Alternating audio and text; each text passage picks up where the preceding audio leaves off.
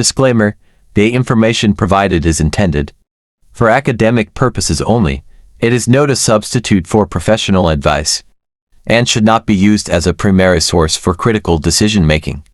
Always consult authoritative source and experts in the field for accurate information. Hello Sunshines! This is me, Maria, ng atin yung lahat. At ngayong araw, pag-uusapan natin ang patungkol sa pagiging mas mabuting cyber citizen. Ay Ate Marian, ano po ba yung cyber citizen? Magandang katanungan. Ang cyber citizen ay isang taong mayroong malasakit at responsibilidad sa lahat ng kilos at partisipasyon niya sa online world or cyberspace.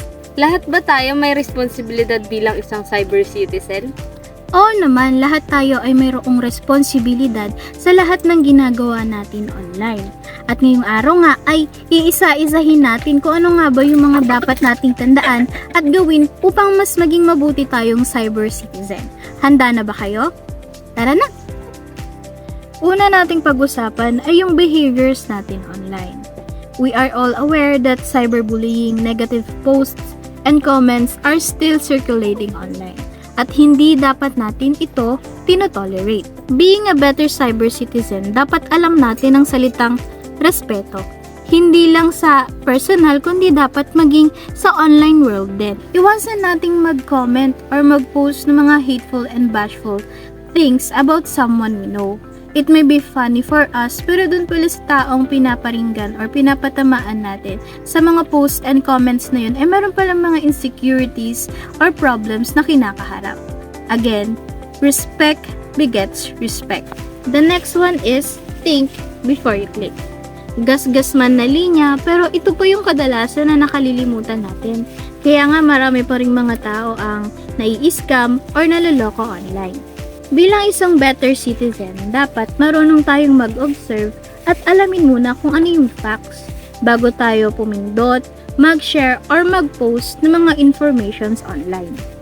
Tandaan na hindi lahat ng links, ng rewards or ng mga prizes are legit.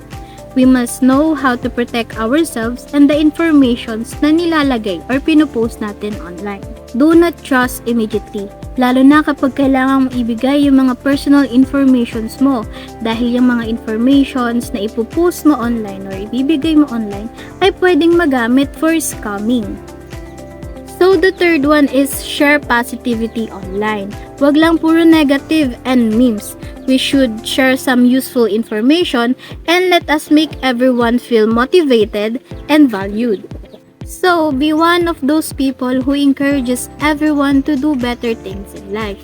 Gamitin mo yung social media platforms or the online platforms para mag-inspire ng ibang tao. We should stretch our arms to help and motivate other people to do better things in life. So the fourth one is stop harmful and negative posts online.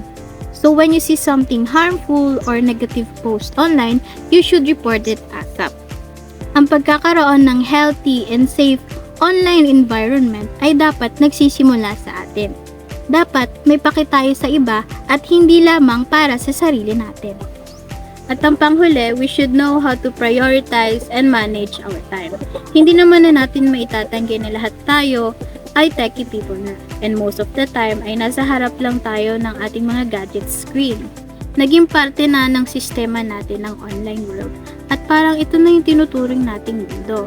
But people, lagi nating tatandaan na magkaiba ang online world at ang mundo na ating ginagalawan. Dapat magkaroon tayo ng oras para i-enjoy yung mundo sa labas ng ating cellphone screens. Sabi nga nila, ang lahat ng sobra ay nakakasama. At yan ang mga dapat nating tandaan upang tayo ay maging better citizen. At yan lamang po, maraming salamat sa panonood. Hanggang sa muli!